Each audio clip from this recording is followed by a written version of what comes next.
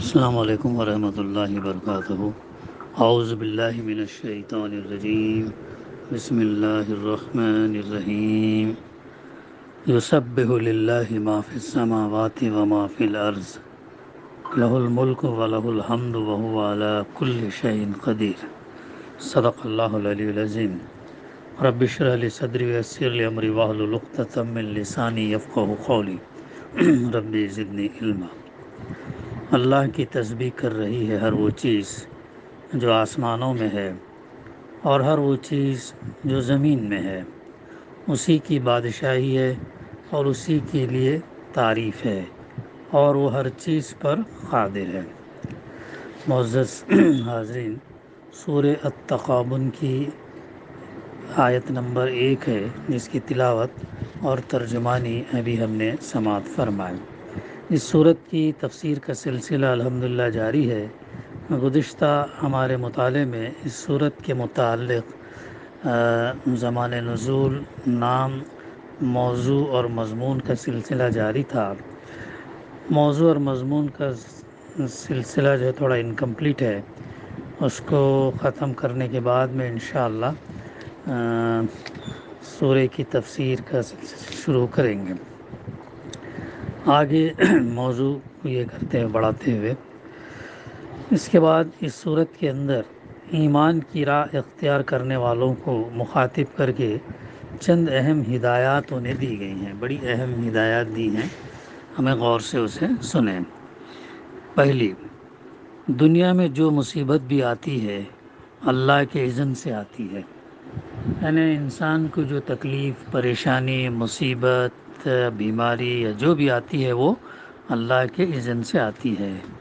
ایسے حالات میں، ان حالات میں جو شخص ایمان پر ثابت قدم رہے، ایمان پر جمے رہے، اللہ اس کے دل کو ہدایت بخشتا ہے، ورنہ گھبراہٹ یا جھنجھلاہٹ میں مبتلا ہو کر جو آدمی ایمان کے راستے سے ہٹ جائے، اس کی مصیبت تو اللہ کے اذن کے بغیر دور نہیں ہو سکتی۔ البتہ وہ ایک اور مصیبت جو سب سے بڑی مصیبت ہے مول لے لیتا ہے، اور وہ یہ ہے کہ اس کا دل اللہ کی ہدایت سے محروم ہو جاتا ہے۔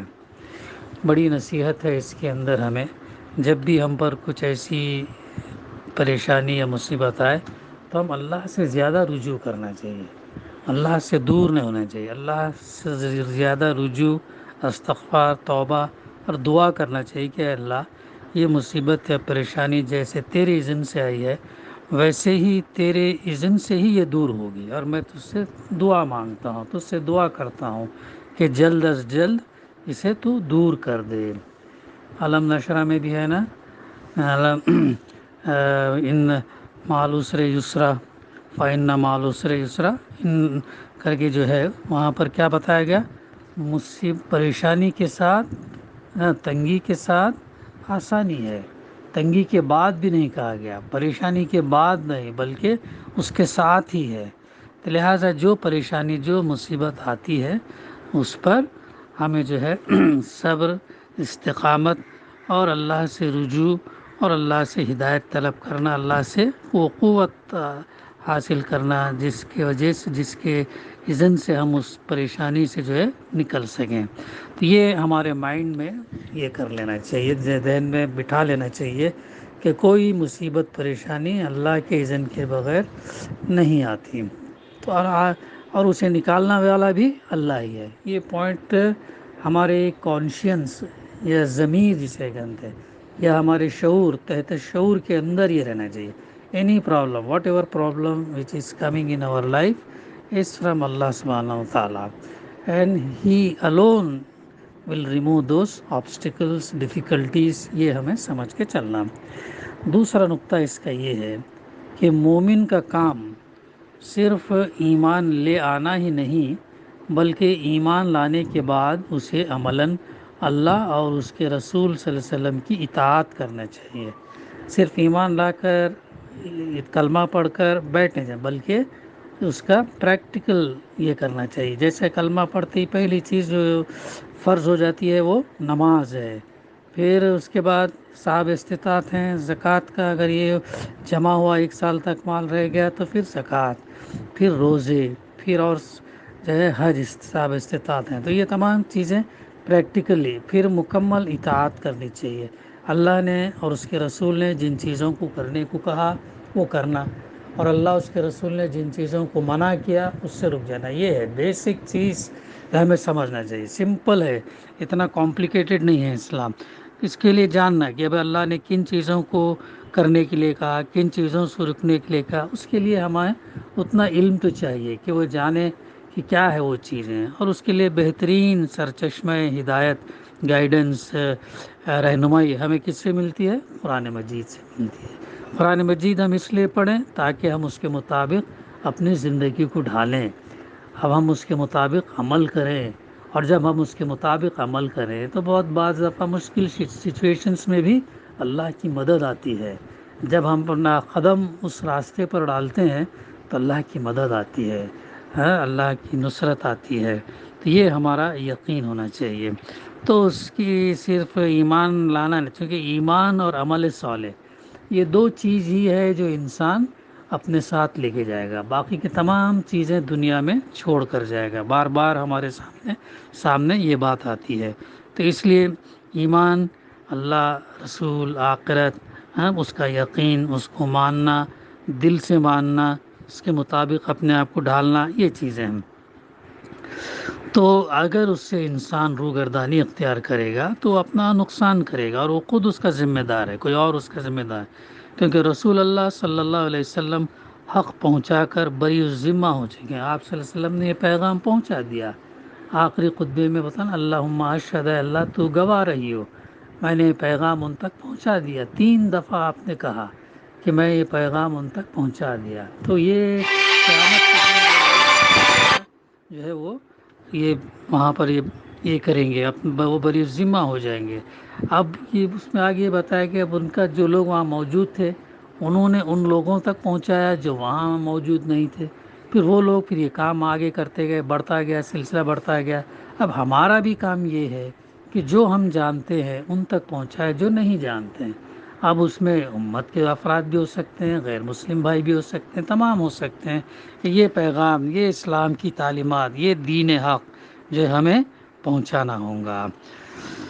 تو اب قیامت کے دن جو ہے کم سے کم اگر کوئی غیر مسلم بھائی ہمارا دامن پکڑتا کہ بھئی تمہارے پاس اللہ کی کتاب تھی، تم نے ہمیں نہیں بتایا، تو ہم کیا، تمہارے پاس رسول تھے، رسول کی تعلیمات تھی، تم نے نہیں بتایا، تو کیا جواب دیں گے؟ اسی لیے جماعت اسلامی ہند جو ہے ایسے مہمات مناتی ہے، قرآن مجید سب کے لیے، اسلام سب کے لیے، پیغمبر محمد صلی اللہ علیہ وسلم تمام انسانوں کے لیے، ایسا تیربی حال میں اندھیرے سے اجالے کی طرف، تاریکی سے روشنی کی طرف۔ یہ مہمات کیوں ہوتے ہیں؟ ایک تو امت کے اندر بیداری پیدا کرنا اور انہیں موٹیویٹ کرنا، انسپائر کرنا، اور دوسری بات یہ ہوتی ہے کہ یہ پیغام جو ہے ان لوگوں تک پہنچائے، ہمارے غیر مسلم بھائیوں تک پہنچائے۔ تو یہ مہاراشٹر اسٹیٹ کے اندر یہ کام کیا گیا، ابھی مہم بنائی گئی، تو ایسے مہمات آتے رہتے ہیں جو ہمیں یہ کرنا چاہیے۔ تو دوسرا نقطہ اس کا یہ ہے۔ تیسری بات یہ ہے کہ مومن مسلمان کا اعتماد اپنی طاقت یا دنیا کی کسی طاقت پر نہیں بلکہ صرف اللہ پر ہونا چاہیے۔ یہ بھی بہت اہم نقطہ ہے۔ ہمارا جو بھروسہ، ہماری طاقت یا ہماری تعلیم یا ہمارا ہنر، یا ہمارا کوئی اور چیز، نسب یا وہ اس پر نہیں، بلکہ یا دنیا کی کسی طاقت پر نہیں، بلکہ ہمارا بھروسہ کس پر ہونا چاہیے؟ اللہ پر ہونا چاہیے۔ یہ بہت امپورٹنٹ ہے۔ تو یہ ہمارا توکل، یہ جو ہے اب انسان کو مضبوط کرتا ہے، کیونکہ سب سے طاقتور ہستی، عزیز زبردست ہستی کون ہے؟ اللہ سبحانہ تعالیٰ ہے۔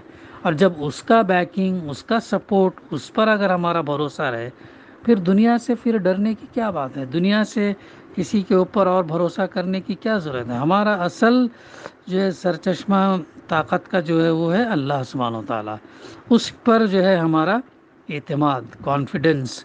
یہ یقیناً بھی دیکھتے ہیں، اس مثال کو سمجھیں کہ جیسا اگر کوئی شخص ہے ایک ڈسٹرکٹ کا، ایک ضلع کا، اگر اس کی اچھی پہچان ہے یا اس کا رشتہ دار ہے کمشنر یا S P superintendent of police, اس کا بالکل بہت قریبی ہے، اس کی بیکنگ ہے، تو جب آدمی اس کی بیکنگ رکھتا ہے تو پھر وہ اس میں ضلع میں اور اس میں ڈرتا نہیں، ویسے چونکہ میں ان لوگوں کو جانتا ہوں، کمشنر کو، ایس پی کو میرے قریب ہے، ہاں تو بے جھجک بہت ساری چیزیں جو ہے ڈیرنگ سے بہت سارے کام یہ کرتا ہے۔ تو ان سب سے زیادہ جب ہمارا یقین اللہ پر، ہمارا اعتماد اللہ پر، وہ طاقت جو ان تمام طاقتوں سے بڑی ہے، جب اس پر ہمارا یقین اعتماد ہوگا نا، تو پھر ہمارے اندر وہ کانفیڈنس لیول جو ہے بڑھے گا، پھر ہم کسی سے یہ نہیں کریں گے، جھجکیں گے نہیں، کسی سے ڈریں گے نہیں، کسی سے گھبرائیں گے نہیں، چونکہ ہماری بیکنگ میں وہ اللہ ہے، سب سے بڑا ہمارا مالک ہے جس نے ہم کو پیدا کیا۔ تو یہ چیز مومن کا اعتماد جو ہے اپنی طاقت یا کسی اور کی طاقت پر نہیں بلکہ اللہ کی طاقت، یہ پوائنٹ بہت امپورٹنٹ ہے اور یاد رکھنے کی ضرورت ہے، تاحیات ہمیں یاد رکھنا چاہیے یہ پوائنٹس۔ چوتھا نقطہ اس میں یہ ہے کہ مومن کے لیے اس کا مال اور اس کے اہل و عیال یعنی رشتہ دار، ماں باپ، بھائی بہن سب، اور مال ایک بہت بڑی آزمائش ہے۔ کیا ہے؟ ٹیسٹ اینڈ ٹرائلس ہیں، ٹرائلس اینڈ ٹریبولیشنز بولتے ہیں نا، تو یہ ہے۔ تو یہ چیزیں جیسے بار بار یہ بات بھی آتی ہے، اللہ تعالیٰ نے ہم کو دنیا میں کہ کس لیے بھیجا؟ موت اور زندگی، جیسے سورہ ملک میں آتی ہے بات، اللہ تعالیٰ نے موت اور زندگی کس لیے ایجاد کیا؟ تاکہ دیکھیں کہ تم میں سے بہترین عمل کرنے والا کون ہے۔ یہ ہماری زندگی جو ہے ایک ایگزام کا پرچہ ہے، ہر دن ہمارا کیا ہے؟ ایک ایگزام ہے، ایگزامینیشن ہے۔ تو یہ ایگزامینیشن کا پرچہ ہم حل کر رہے ہیں، اور ہمیں روزانہ مختلف سچویشنز آتے رہتے ہیں، تو ان سچویشنز کو، ان پرابلمز کو ہم اسلام کے مطابق سولو کرتے ہیں یا اسلام سے ہٹ کر کوئی اور طریقے سے ہم اسے حل کریں، یہ ہمارا ٹیسٹ ہے۔ اور یہ پھر جیسا ہم سولو کرتے ہیں اس کا اعمال نامے میں ہمارا اس کا ریکارڈ ہوتا ہے، جو کرامن کاتبین، جو فرشتے ہیں وہ نوٹ کرتے ہیں، یہ اس نے اسلام، قرآن اور سنت کے مطابق اس کی حل کیا، یا اس کے خلاف کیا تو بائیں بازو والا فرشتہ نوٹ کر لیتا ہے۔ تو یہ بار بار یہ بات بھی آتی ہے کہ یہ سب کچھ نہیں ہے، دنیا کی زندگی ہی سب کچھ نہیں ہے، تو اصل زندگی ہماری آخرت کی زندگی، اور یہ زندگی ہمیں اپنی آخرت بنائے گی۔ یہ زندگی کے اندر جو ہم پیپر دے رہے ہیں روزانہ، ڈیلی ایک پیپر ہے، ایک سال میں 365 دن ہے، تو 365 پیپر ہے ایک سال میں۔ 50 سال کی زندگی، 50 سال، یا اس کے اندر بچپن یا جو بچپنا ہے، یہ شعور آئے تک، میچورٹی آئے تک، وہ ایک چھوڑ سکتے ہیں۔ جیسے شعور آ گیا، میچور ہو گئے، تو اکاؤنٹیبل جب سے ہونا شروع ہو گیا، تو پوری زندگی جو ہے ہماری کیا ہے؟ ایگزامینیشن کا پرچہ ہے۔ یہ سمجھ کے ہمیں گزارنا ہے دن، ایوری ڈے، ہر دن کو ہمیں یہ کرنا۔ شروعات جو ہے فجر سے، قرآن سے، اچھے کاموں سے اس کی شروعات جو ہے کرنا، یہ کیونکہ انہی کی محبت، مال اور اہل عیال کی محبت انسان کو کیا کرتی ہے؟ ایمان اور اطاعت کی راہ سے موڑ دیتی ہے، ہٹا دیتی ہے، منحرف کرتی ہے۔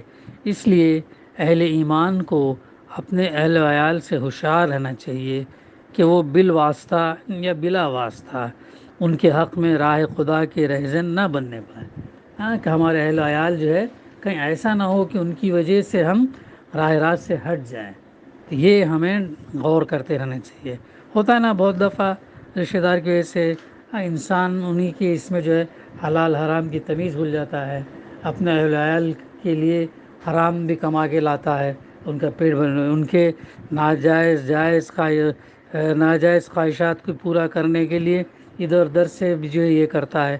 تو یہ تمام سچویشنز کو ہمیں جج کرنا چاہیے، دیکھنا چاہیے، اور انہیں اپنا مال اللہ کی راہ میں خرچ کرنا چاہیے تاکہ ان کا نفس زرپرستی کے فتنوں سے محفوظ رہے، ہاں، تو مال جو ہے اللہ کی راہ میں خرچ کرنا تاکہ زرپرستی، مال کی محبت کی فتنوں سے جو ہے محفوظ رہیں، تو بڑا اہم نقطہ ہے، اور یہ بار بار ہمیں یاد رکھنا چاہیے۔ اور یہ ہے کہ جو ہے شیطان سے بھی ہمیں چوکنا رہنا چاہیے۔ شیطان کیا ہے؟ انسان کا کھلا دشمن ہے شیطان، اور وہ جو ہے کیا کرتا ہے، انسان کو راہ راست سے ہٹانے کی کوشش کرتا ہے۔ تو اس لیے شیطان سے بھی چوکنا رہنا، بار بار جو ہے توبہ، استغفار، اللہ سے رجوع، اللہ کی تسبیح، کلمات، اور جو ہے اعوذ باللہ من الشیطان الرجیم، کچھ غلط خیال آ گیا، غلط یہ ہوا، لا حول ولا قوت الا باللہ العلی العظیم ہے، پھر اس کے بعد اشہد ان لا الہ الا اللہ، کلمہ بھی، تو یہ تمام چیزیں جو ہے یہ کرتے رہنا، تاکہ شیطان کے سے وسوسے جو ڈالتا ہے، شیطان انسان کی شکل میں بھی آتا ہے، ان تمام سے جو ہے ہم نے یہ رہنا ہے۔ تو یہ چوتھا نقطہ ہے۔ پانچویں چیز یہ کہ ہر انسان اپنی استطاعت کی حد تک ہی مکلف ہے۔ ہر انسان جو ہے، یہ اس پر بھی اگر ہمارا یقین ہو جائے تو پھر انسان جو ہے سیلف کنٹینٹ رہتا ہے، پھر وہ جو ہے سمجھتا ہے کہ بھائی اللہ تعالیٰ کا جو ہے مطالبہ یہ نہیں ہے کہ آدمی اپنی استطاعت یعنی اپنی ایبیلٹیز سے بڑھ کر کام کرے۔ البتہ مومن کو جس بات کی کوشش کرنی چاہیے وہ یہ کہ اپنی حد تک اللہ سے ڈرتے ہوئے زندگی بسر کرنے میں وہ کوئی کسر اٹھا نہ رکھے، اور اس کی گفتار یعنی بات چیت، کردار، معاملات، اس کی اپنی کوتاہی کے باعث حدود اللہ سے متجاوز نہ ہو، ایکسیڈ نہ کریں، اسے کریں۔ اگر اللہ سورہ بقرہ میں اللہ تعالیٰ نے فرمایا لا یکلف اللہ نفسا الا وسعها، اللہ ہر متنفس کو اس کی بوجھ سے زیادہ رسپانسبلٹی نہیں ڈالتا، جتنا وہ کر سکتا اتنا ہی یہ کرتا، اور اسی مناسبت سے اللہ تعالیٰ آخرت کے دن ان سے سوال جواب کرے گا۔ تمہارے اندر اتنی کیپیسٹی تھی، تمہارے اندر اتنی ایبیلٹیز تھی، تم نے کہاں تک کام کیا، اور وہ خود وہاں انسان کو ریئلائز ہو جائے گا۔ دنیا میں بھی اگر ہم اپنا انٹروسپیکشن کریں، ہم اپنا جائزہ لیں، احتساب کریں، دیکھیں کہ انسان کو محسوس ہوگا میں یہ کر سکتا تھا لیکن نہیں کیا، میں یہ کر سکتا تھا لیکن نہیں کیا، تو اسے معلوم ہے کہ اس کی ایبیلٹی کتنی ہے، تو وہ حساب سے جو ہے ہمیں اللہ کے سامنے اکاؤنٹیبل ہونا ہے۔ اس لیے تو یہ چیزوں کو جو ہے بار بار ہمیں یاد رکھنے کی ضرورت ہے، اور قرآن مجید سے ہمارا تعلق جو ہے ڈیلی کا رہنا چاہیے، ڈیلی کا ہمارا تعلق جو ہے قرآن مجید سے رہنا چاہیے۔ تو یہ وہ اس کا یہ ہے پس منظر ہے۔ تو انشاءاللہ کل ہم انشاءاللہ جی سورت کی تفسیر پہلی آیت سے جو ہے ہم شروع کریں گے۔ دعا ہے کہ اللہ سبحانہ و تعالی ہمیں کہنے سننے سے زیادہ عمل کرنے کی توفیق عطا فرمائے، اور یہ جو بنیادی چیزیں اس کے اندر بتائیں گئی، اہم ہدایات جو اس کے اندر اس صورت کی پس منظر میں ہمارے سامنے آئی ہیں، اللہ تعالی ہمیں اس پر عمل کرنے کی توفیق عطا فرمائے۔ ربنا تقبل منا انک انت السمیع العلیم وتب علینا انک انت التواب الرحیم۔ صلی اللہ تعالی علی خیر خلقہ وعلی آلہ وصحبہ اجمعین۔ الحمد للہ رب العالمین۔